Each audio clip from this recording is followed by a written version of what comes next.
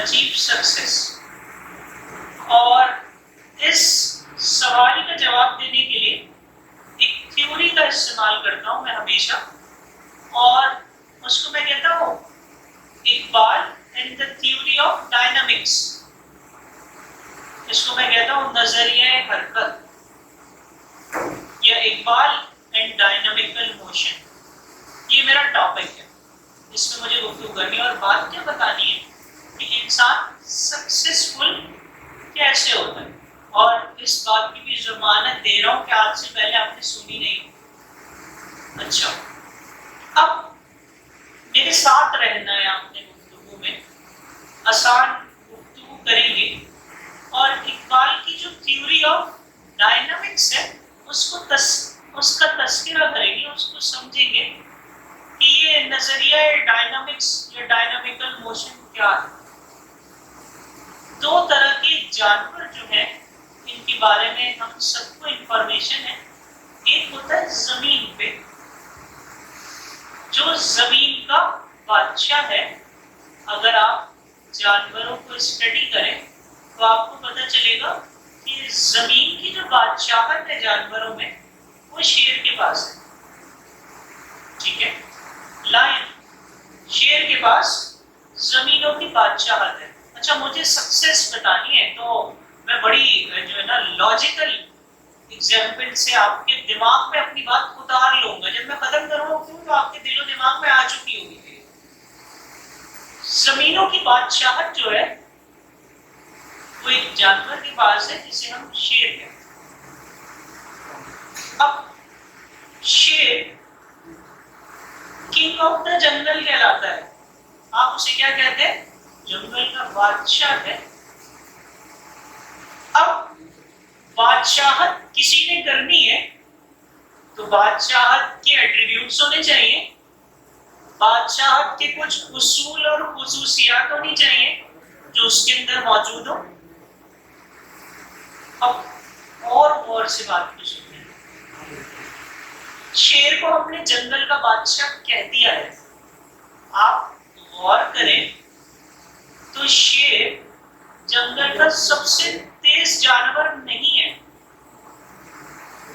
اگر جنگل میں سب سے تیز بھاگنے والے جانور کو دیکھا جائے تو وہ چیتا ہے. اچھا، تیز نہیں ہے، جنگل کا بادشاہ ہے لیکن. اچھا، پھر ہم نے اور غور و فکر کیا. ہم نے کہا بھائی بادشاہت یہ اچیو کرنی ہے تو اس کے لیے تیز ہونا ضروری نہیں ہے. اچھا، پھر ہم نے مزید غور و فکر کیا تو ہم نے دیکھا جنگل میں ایک بہت اونچا جانور ہے جو کہ جراف ہے، لیکن وہ بھی جنگل کا بادشاہ نہیں ہے. تو بادشاہ ہونے کے لیے بہت اونچا ہونا بھی شرط نہیں. آج سمجھ میں آ رہی ہے؟ بہت آسان گفتگو کر رہا ہوں میں آپ سے، کہہ رہا ہوں میں ختم کروں گا تو آپ کے دل و دماغ میں اتارنا یہ میری ذمہ داری ہے کیونکہ میں یہاں کھڑا ہوں. اب ہم نے کہا کہ شیر اونچا بھی نہیں اور شیر تیز بھی نہیں، پھر بھی جنگل کا بادشاہ. ہم تھوڑا سا اور آگے کی طرف بڑھے. ہم نے کہا شیر بھاری ہے، بڑا ہے، بھاری. ہم نے کہا نہیں، وہ تو ہاتھی ہے، تو یہ تو بھاری بھی نہیں ہے، پھر بھی جنگل کا بادشاہ. تو وزنی ہونا بھی ضروری نہیں ہے بادشاہ ہونے کے لیے. پھر ہم نے اور غور و فکر کیا تو ہم نے کہا کہ یہ نہ بھاری ہے، نہ لمبا ہے، نہ تیز ہے. تو ہم نے کہا کیا سب سے چلاک ہے یہ؟ تو سب سے چلاک تو لومڑی ہوتی ہے. تو کہا یہ تو سب سے زیادہ چلاک بھی نہیں ہے. تو بھائی نہ تیز ہے، نہ اونچا ہے، نہ بڑا ہے، نہ چلاک ہے، پھر کس بات کا بادشاہ ہے؟ لیکن پوری دنیا اس بات کو ایکسپٹ کر رہی ہے، اپنے پرچم میں شیر کا نشان لگا رہی ہے کہ بھائی شیر بادشاہ ہے، شیر کنگ آف دا جنگل ہے. تو یہ بات تھوڑا غور کریں تو سمجھ میں آتی ہے کہ زمینوں کی بادشاہت جس جانور کے پاس ہے وہ نہ اونچا ہے، نہ چلاک ہے، نہ تیز ہے، نہ بھاری ہے، تو پھر بادشاہ کس بات کا ہے؟ تو شیر کے کچھ ایسے ایٹریبیوٹس ہیں جو اسے بادشاہ بناتے ہیں. اب وہ ایٹریبیوٹس کیا ہیں؟ شیر کی ایک خاص عادت ہے کہ شیر جب میدان میں اترتا ہے تو سامنے جب اسے شکار نظر آتا ہے، اب اس کو اپنے سکسیس کی آئیڈیالوجی پہ فٹ کرنا ہے اس بات کو، جب اسے سامنے شکار نظر آتا ہے تو وہ کبھی نہیں دیکھتا کہ یہ اتنا اونچا ہے، یہ اتنا بڑا ہے اور یہ اتنا طاقتور ہے، میں اس پر حملہ کیسے کروں گا. اسے صرف یہ نظر آتا ہے کہ آج میرا کھانا ہے. تو جب بڑا انسان، بڑا اسٹوڈنٹ، سکسیسفل آدمی جب میدان میں اترتا ہے تو وہ سامنے آنے والی مشکل چیزوں کو دیکھ کے یہ نہیں کہتا یہ تو میں کر ہی نہیں سکتا، یہ تو مجھے سمجھ میں ہی نہیں آ رہا، یہ تو اتنا مشکل ہے، میں تو کبھی زندگی میں نہیں سیکھ سکتا. بات سمجھ میں آتی ہے؟ ایک شیر کا ایٹریبیوٹس کہ سامنے والی چیز کو دیکھ کے وہ کبھی یہ تصور نہیں کرتا کہ یہ بڑا ہے چھوٹا ہے، وہ یہ دیکھتا ہے یہ میرا کھانا ہے. نمبر ایک. شیر کا دوسرا ایٹریبیوٹ بھی ہے، بہادر تو ہے. شیر کا دوسرا ایٹریبیوٹ یہ ہے کہ جب یہ میدان میں اتر جاتا ہے تو کبھی ایسا نہیں ہوتا کہ یہ میدان سے واپسی کا راستہ اختیار کرے. یہ اگر میدان میں اتر گیا تو لڑتے لڑتے ختم ہو جاتا ہے، لیکن کبھی بھی بیک آف نہیں کرتا. ٹھیک ہے؟ تو آپ نے سنا ہوگا علامہ اقبال کا شعر ہے، وہ بتاتے ہیں کہ شیر کے ایٹریبیوٹس کیا ہیں اور وہ انسانوں پہ رکھ کے بتاتے ہیں. وہ کہتے ہیں ٹل نہ سکتے تھے اگر جنگ میں اڑ جاتے تھے، پاؤں شیروں کے بھی میدان سے اکھڑ جاتے تھے، اور تجھ سے سرکش ہوا کوئی تو بگڑ جاتے تھے، تیغ کیا چیز ہے ہم توپ سے لڑ جاتے تھے. علامہ اقبال نے شیر کے ایٹریبیوٹس بتاتے ہوئے یہ بتایا ہے کہ یہ کبھی واپسی کا راستہ اختیار نہیں کرتا.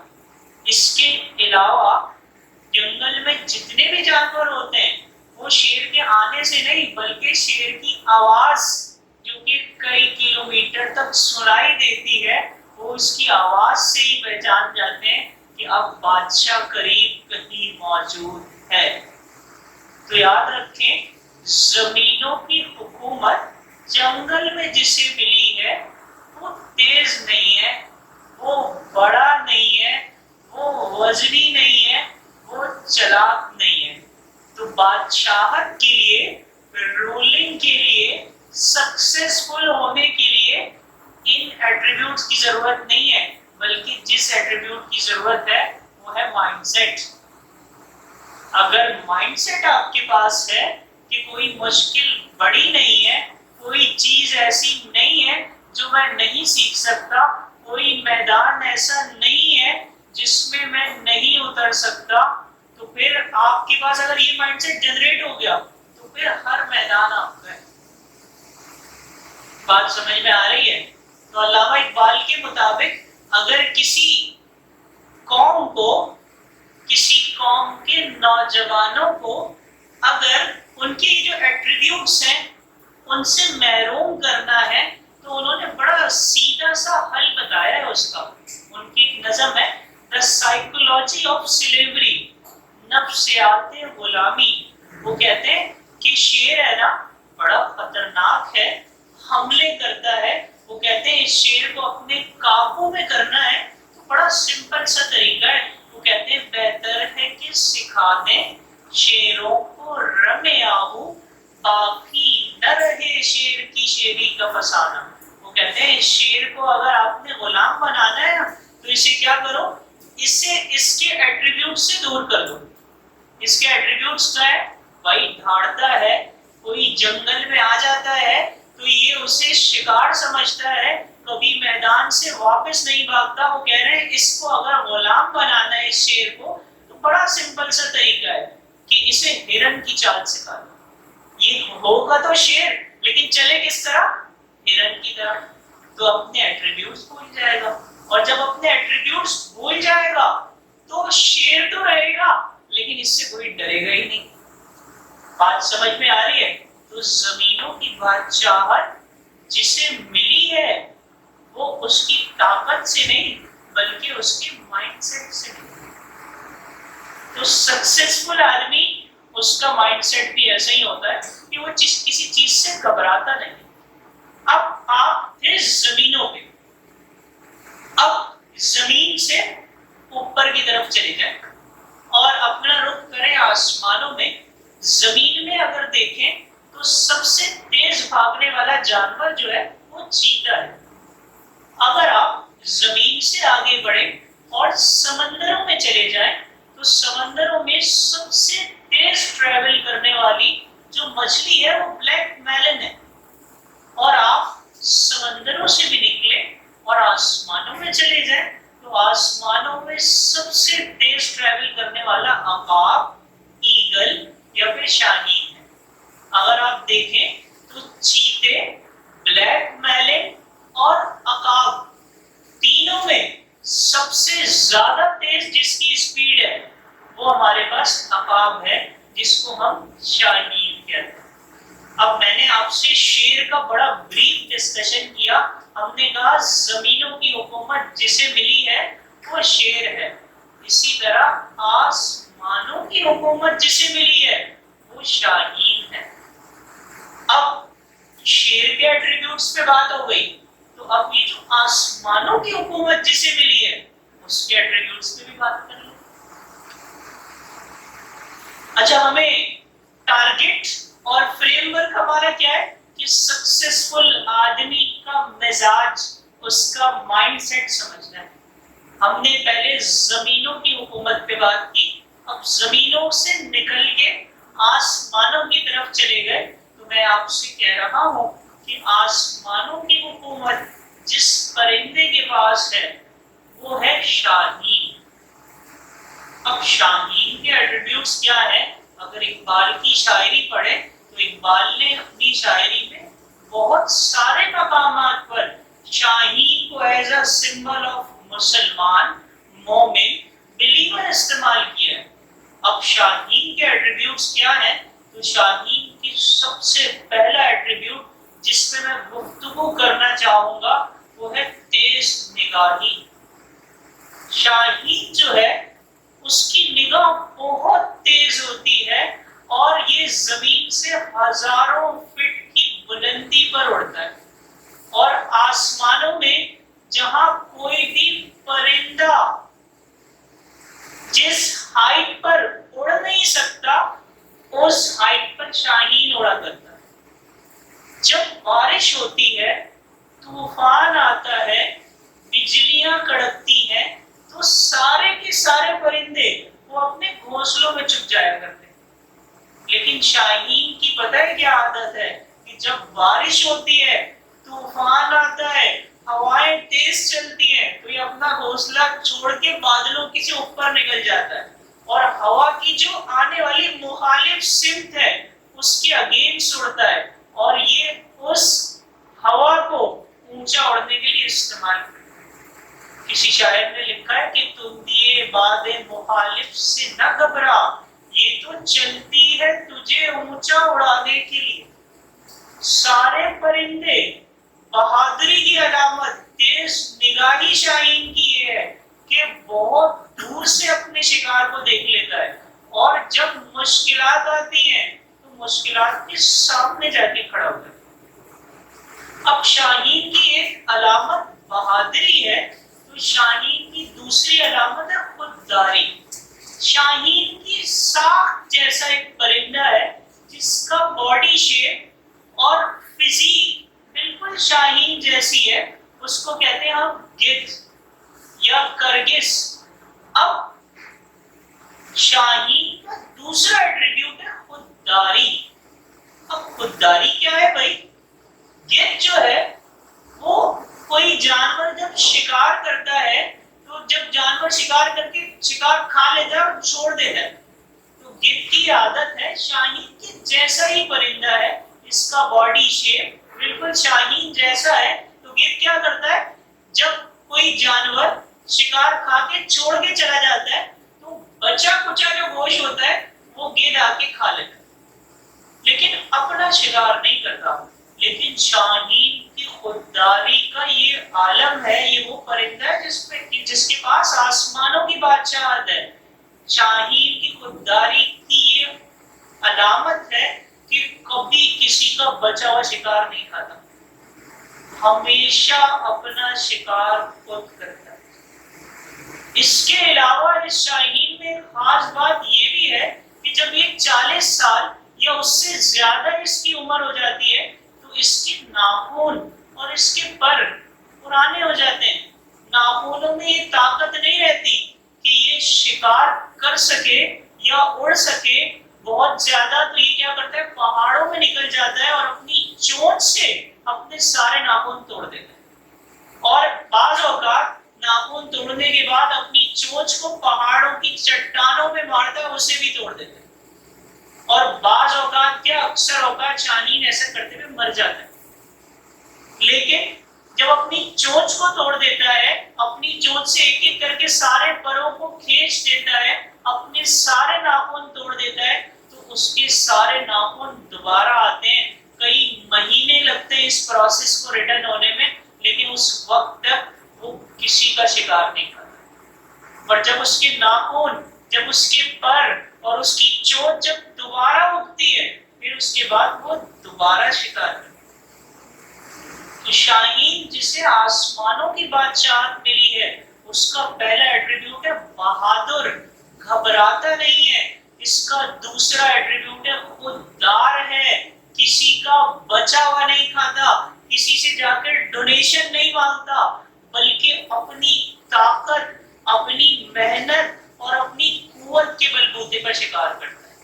اور شاہین کی تربیت ہی کچھ ایسی ہوئی ہے کہ شاہین کا جب بچہ گھونسلے میں پیدا ہوتا ہے تو اس کے جو پیرنٹس ہوتے ہیں اسے اٹھاتے ہیں آسمانوں میں اور لے جا کے چھوڑ دیتے ہیں، اور یہ ہزاروں فٹ کی بلندی سے جب اسے نیچے چھوڑتے ہیں تو وہ بچہ دیکھتا ہے کہ آج میں گروں گا اور میری باڈی پاش ہو جائے گی، اس کے ٹکڑے ہو جائیں گے، تو جب وہ گرنے والا ہوتا ہے تو وہ پھر آتا ہے نیچے سے شاہین اور اس کا پیرنٹ اسے پک کرتا ہے اور پھر واپس لے جاتا ہے، اور وہ اسے بار بار اس طرح پھینکتا ہے، اس وقت تک پھینکتا رہتا ہے جب تک وہ خود اڑنے کے قابل نہیں ہو جاتا۔ تو اس قدر خوددار ہے، اس قدر خوددار ہے، جب لوگ اس کا شکار کرتے ہیں تو اس کی آنکھوں پر کپڑا ڈال دیا کرتے ہیں، کیونکہ اسے اپنے شکاری سے سخت نفرت ہے، اور اسے اس بات سے سخت نفرت ہے کہ کسی نے مجھے کیسے پکڑ لی۔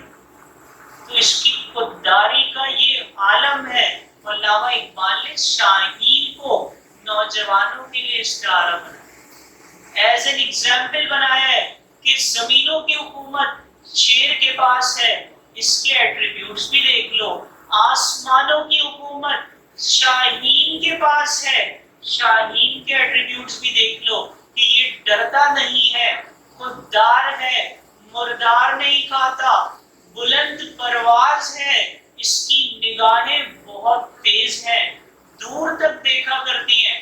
اب علامہ اقبال نے شاہین کے جب ایٹریبیوٹس بتائے تو ہمیں بھی ان ایٹریبیوٹس کو یہ دیکھنے کی ضرورت ہے کہ ہمارے لیے اس میں کیا رکھا۔ اب میں نے آپ سے دو باتیں کی، ایک زمینوں کی حکومت جس جانور کے پاس ہے اس کے کیا فزیکل ایٹریبیوٹس ہیں، دوسرا آسمانوں کی حکومت جس پرندے کے پاس ہے اس کے کیا فزیکل ایٹریبیوٹس ہیں۔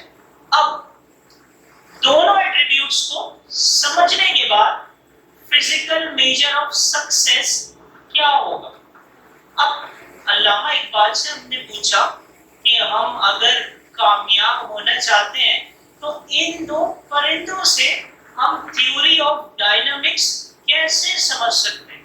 تو علامہ اقبال ڈائنامیکل موشن کے بارے میں بڑی آسان آسان باتیں کرتے ہیں.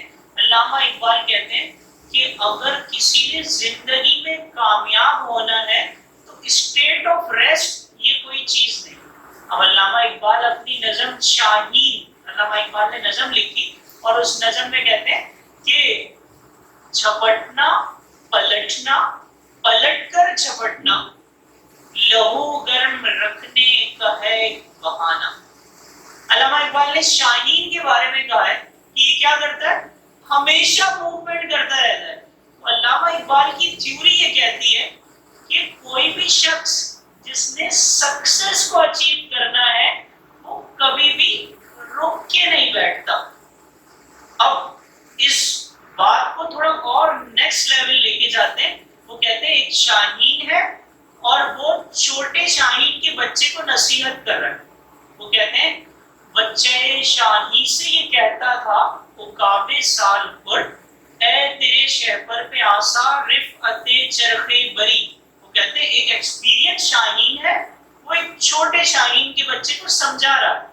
کیا کہہ رہا ہے؟ وہ اس سے کہہ رہا ہے کہ بھائی تم ابھی چھوٹے ہو، تمہارے لیے آسمانوں میں اڑنا بہت آسان ہے. اس کے بعد کہتے ہیں دوبارہ تھیوری آف ڈائنامکس کا رول آ رہا ہے. وہ کہتے ہیں ہے شباب اپنے لہو کی آگ میں جلنے کا نام، سب کوشی سے ہے تلخ زندگانی اب بھی.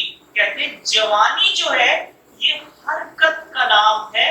اور اس کے بعد بتا رہے ہیں سخت کوشی سخت محنت سے ہے تلخ زندگانی ام بھی. کہتے ہیں زندگی کی راہیں اگر آپ آسان بنانا چاہتے ہیں تو سخت محنت اور مشقت سے کام کرنا ہوگا. اب آخری شعر بڑا ہی خوبصورت اور سمندروں سے زیادہ گہرا اور پہاڑوں سے زیادہ اونچا ہے. وہ کہتے ہیں شاہین ایکسپیرینس جو ہے وہ چھوٹے شاہین کے بچے کو کہہ رہا ہے کہ جو مزہ کبوتر پہ جھپٹنے میں ہے اے پسر.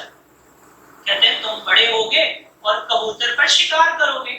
تو کہتے ہیں جو کبوتر پہ جھپٹنے میں مزہ ہے اے پسر، پسر کہتے ہیں بیٹے کو، وہ مزہ شاید کبوتر کے لہو میں بھی نہیں. اب بڑے شاہین نے چھوٹے شاہین کو یہ نصیحت کی کہ تم بڑے ہو جاؤ گے، کبوتر کا شکار کرو گے، کبوتر پر حملہ کرو گے، کبوتر مر جائے گا، پھر تم کبوتر کا خون پیو گے یا کبوتر کو کھاؤ گے. اب اقبال یہاں پہ کہہ رہے ہیں سکسیسفل آدمی کا مائنڈ سیٹ کیسا ہے. وہ کہتے ہیں جو کبوتر پہ جھپٹنے میں مزہ ہے پسر، کہتے ہیں تم کبوتر کا شکار کرو گے، اڑنا پڑے گا، حملہ کرنا پڑے گا، حملہ کرنے میں مشقت ہوگی، تکلیف آئے گی، محنت کرنی پڑے گی. کہتے ہیں جو کبوتر پہ جھپٹنے میں مزہ ہے اے پسر، جو اس محنت میں تمہیں مزہ آئے گا وہ مزہ شاید کبوتر کے لہو میں بھی نہیں. وہ کہہ رہے ہیں کبوتر کا خون پینے اور اسے کھانے میں وہ مزہ نہیں آئے گا جو اس کو اچیو کرنے میں جو اسٹرگل کرو گے اس اسٹرگل میں جو تمہیں مزہ آئے گا. تو اقبال کی تھیوری یہ ہے، اقبال یہ کہتے ہیں، اقبال یہ سمجھانا چاہتے ہیں کہ آپ نے زندگی میں کوئی ٹارگٹ بنایا ہے تو آپ پورے 4 سال یونیورسٹی میں آ کے اس ٹارگٹ کو اچیو کرنے کے لیے محنت کر رہے ہیں. آپ نے کہہ دیا 4 سال کے بعد ٹارگٹ اچیو کر لیا. تو اقبال کہہ رہے ٹارگٹ اچیو کرتے وقت جو شیلڈ ملے گی وہ جو مزہ آئے گا وہ کوئی مزہ نہیں. اقبال کے نزدیک مزہ تو وہ ہے وہ جو 4 سال آپ نے اسٹرگل کی. تو آسان زبان میں اس بات کو اگر میں سمجھاؤں تو اقبال کہتے ہیں enjoy the journey not the destination. تو دنیا میں جتنے بڑے دماغ، جتنے کامیاب لوگ موجود ہیں وہ ہمیشہ اس تھیوری پر عمل کرتے ہیں انجوائے دا جرنی. کوئی ٹارگٹ زندگی میں بنا لیا تو اس ٹارگٹ تک پہنچنے کے لیے جو مشکلات، جو مصیبتیں، جو مشقتیں برداشت کر رہے ہیں انہیں اس مصیبتیں برداشت کرنے میں مزہ آتا ہے، ناٹ دا ڈیسٹینیشن. کہتے ہیں وہاں پہنچ کے جو تمہیں مزہ آئے گا وہ اس کے برابر نہیں ہے جو تم نے محنت کیا اس میں جو مزہ آئے گا. کیوں؟ اس تھیوری کا فائدہ یہ ہے کہ جن لوگوں کو جرنی کا مزہ آ جاتا ہے وہ ایک جرنی کے بعد دوسری جرنی کنٹینیو کرتے ہیں. اور جن لوگوں کو ڈیسٹینیشن کا مزہ آ جاتا ہے وہ ایک ٹارگیٹ اچیو کرنے کے بعد رک جاتا ہے. تو دنیا میں جتنے بڑے دماغ ہیں, دنیا میں جتنے سکسیسفل لوگ ہیں, وہ کہتے ہیں جو کبوتر پہ جھپٹنے میں مزہ ہے ایفیسر, وہ مزہ شاید کبوتر کے لہو میں بھی. اب اقبال نے جب یہ دونوں تھیوریز دی ہیں, اس تھیوری پر جب اقبال بات کرتے ہیں تو انہوں نے ایک نظم لکھی. اس نظم کا نام ہے نوجوانوں کے نام. اب اس نظم کا ایک شعر ہے جو اس تھیوری کو واپس اسٹرانگ کر رہا ہے. وہ کہتے ہیں تیرے صوفے ہیں افرنگی, تیرے قالین ہے ایرانی, لہو مجھ کو رلاتی ہے جوانوں کی تن آسانی. یہ اقبال کی نظم کا پہلا شعر ہے. وہ کہتے ہیں تیرے صوفے ہیں افرنگی. افرنگی صوفے اس زمانے میں بڑے قیمتی ہوا کرتے تھے اور ایرانی قالین کی بڑی اہمیت تھی. تو اقبال کہہ رہے ہیں کہ جو آرام دہ صوفوں کا جس کو مزہ آ جائے, جس کو آرام دہ قالین پر چلنے کا مزہ آ جائے, پھر وہ آگے زندگی کی اسٹرگل میں بہت مشکل سے اپنے ٹارگیٹ اچیو کر پاتا ہے. کیونکہ اچیو تو وہی کرتے ہیں جو محنت کرتے ہیں, جو سخت ماحول میں پلتے ہیں, جو شاہین کی طرح بلند پروازی سے محبت کرتے ہیں, جو جب طوفان آتا ہے تو طوفان میں چھپ کر نہیں بیٹھتے بلکہ اس کے مقابل آ کے کھڑے ہو جاتے ہیں. جن کے سامنے شکار آتا ہے تو وہ شکار سے گھبراتے نہیں ہیں, اس کا حجم, اس کا سائز, اس کی ہائٹ نہیں دیکھتے بلکہ اسے شکار ہی سمجھتے ہیں. تو اقبال نے بتایا ہے کہ اگر زندگی میں آپ نے سکسیس کو اچیو کرنا ہے تو اس مائنڈ سیٹ کو بدلنا ہوگا. اور مائنڈ سیٹ کیسے بدلے گا؟ مائنڈ سیٹ تب بدلے گا جب آپ کو محبت ڈیسٹینیشن سے نہیں بلکہ ڈیسٹینیشن تک پہنچنے کے لیے جو جرنی کور کی ہے اس جرنی سے محبت ہو جائے. اب اقبال کی اسی تھیوری کو وہ دوبارہ ایک جگہ پیش کرتے ہیں اور اس اشعار کو جب میں آپ کے سامنے پڑھوں گا تو اس سے آپ کو یہ پتہ چلے گا. اقبال نے آپ کو یہ تو بتا دیا کہ اگر آپ نے سکسیس اچیو کرنی ہے تو مسلسل ڈائنامیکل موشن میں اپنے آپ کو رکھنا ہے. لیکن آپ کو پتہ کیسے چلے گا کہ اگر میں ڈائنامیکل موشن میں ہوں تو سکسیس کی طرف بڑھ بھی رہا ہوں یا نہیں؟ تو اقبال فارسی نظم میں کہتے ہیں, میں آسان اردو میں اقبال کے الفاظ کو آپ تک پہنچانے کی کوشش کروں گا. وہ کہتے ہیں دریائے تو دریاست کہ آسودہ صحراست, دریائے تو دریاست کہ افزون نشد و کاست, بیگانه آشوب و نهنگ آس چه دریاست, از سینه چاکش صفت موج رواقص, از خواب گراقص, از خواب گراقص. اس شعر کو میں دہراتا ہوں اور اس کا ترجمہ بتاتا ہوں. اور اقبال اس میں یہ بتا رہے ہیں کہ اگر آپ نے سکسیس کی طرف سفر کرنا شروع کر دیا ہے تو آپ کو یہ کیسے پتہ چلے گا کہ واقعی I am going in the right direction اور ناٹ.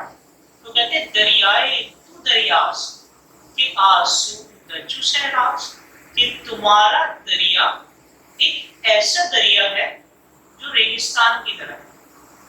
اب ریگستان کیا ہوتا ہے؟ ریگستان مٹی ہوتا ہے اور مٹی ٹھہری ہوتی ہے. کہتے ہیں دریائے تو دریاست کہ آسودہ صحراست, پھر کہتے ہیں دریائے تو دریاست کہ افزون نشد و کاست. کہتے ہیں تمہارا دریا ایک ایسا دریا ہے جس کے پانی میں کمی تو ہو گئی ہے لیکن کوئی اضافہ نہیں. کہتے ہیں آپ اپنا انالیسس کریں تو دیکھیں آپ سکسیس کی طرف بڑھ رہے تھے تو آپ کی شخصیت میں, آپ کے قد میں اضافہ ہوا ہے یا کمی ہوئی. پھر اس کے بعد کہتے ہیں دریائے تو دریاست کہ آسودہ صحراست, دریائے تو دریاست کہ افزون نشد و کاست, بیگانه آشوب و نهنگ آس چه دریاست. کہ آپ کا دریا ایسا دریا ہے. اب دوبارہ سے ڈائنامکس کی بات آ رہی ہے کہ اس میں مچھلیاں ہی نہیں, اس میں مگرمچھ ہی نہیں. اگر کسی پانی کو اسٹل چھوڑ دیا جائے تو وہ پانی سڑ جاتا ہے, اس میں بدبو پیدا ہو جاتی ہے اور جس پانی میں جانور ہو، جس پانی میں مچھلیاں ہو، جس پانی میں مگرمچھ ہو، تو اس میں زندگی کی علامت پائی جاتی ہے۔ زندہ اور مردہ انسان میں یہی تو فرق ہے کہ مردہ انسان کوئی موومنٹ ہی نہیں کرتا، جبکہ زندہ انسان ہمیشہ موشن میں نظر آتا ہے۔ اگر آپ مٹی کو دیکھیں، آپ پودا لگائیں، پودے کے اندر چھوٹے چھوٹے کیڑے ہوتے ہیں، وہ کیڑے کیا کام سر انجام دیتے ہیں؟ وہ کبھی مٹی سے نیچے جاتے ہیں اور کبھی باہر نکلتے ہیں، تو اس سے کیا ہوتا ہے؟ مٹی کی سرکولیشن ہوتی ہے۔ تو جو کیڑا اللہ تعالیٰ نے پودے میں بنایا ہے، اس کا بھی ایک مقصد ہے۔ تو اقبال کہہ رہے ہیں بیگانہ آشوب و نہنگ آس چہ دریاست، کہ تمہارا دریا تو زندگی کی کشمکش سے خالی ہے، یعنی تم موومنٹ ہی نہیں کرتے، اس میں مچھلیاں ہی نہیں ہیں، اس میں جو ہے مگرمچھ ہی نہیں۔ تو اقبال ہے بیگانہ آشوب و نہنگ آس چہ دریاست، اس کے بعد بتا رہے ہیں کرنا کیا ہے؟ سینہ چاکش صفت موج رواں خیز، کہتے ہیں اس دریا کے سینے کو پھاڑو اور اس میں لہروں کی طرح، موج رواں کی طرح یہاں سے باہر نکل جاؤ، اور باہر نکلو گے تو تم نے کیا کرنا ہے؟ کہتے ہیں اس خواب گراں خواب گراں خواب گراں خیز، کہ تم بہت گہری نیند میں ہو، گہری نیند سے اٹھ جاؤ۔ کہتے ہیں گہری نیند سے اٹھ جاؤ اور گہری نیند سے اٹھ جاؤ۔ تو اقبال یہ بتا رہے ہیں کہ اگر آپ نے تھیوری آف ڈائنامکس اپنے آپ کو موشن میں دیکھنا ہے، اگر سکسیس کی طرف جانا ہے، تو سیلف انالیسس کس طرح کرنا ہوگا۔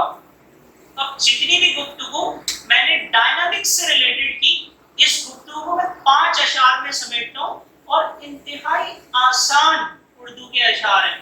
اب یہ اشعار جب آپ سنیں گے تو آپ کا سارا پرانا کانسیپٹ جو کہ موشن سے ریلیٹڈ ہے وہ کلیئر ہو جائے گا۔ اقبال نے اپنی ایک نظم جس کے 99 اشعار ہیں، اس میں یہ بتایا ہے کہ انسان ترقی کیسے کرتا ہے، تو اس میں سے 5 اشعار میں آپ کو سناتا ہوں۔ وہ کہتے ہیں فریب نظر ہے سکون و ثبات، کہ انسان کی آنکھ کا دھوکہ ہے سکون اور اطمینان۔ جس انسان نے زندگی میں یہ ٹارگٹ بنا لیا کہ بس اب میں آرام سے بیٹھوں گا، اب میں نے بینک بیلنس جمع کر لیا ہے، اب میرے پاس سب کچھ آ گیا ہے، تو وہ زندگی کا کوئی بڑا کام نہیں کر سکتا۔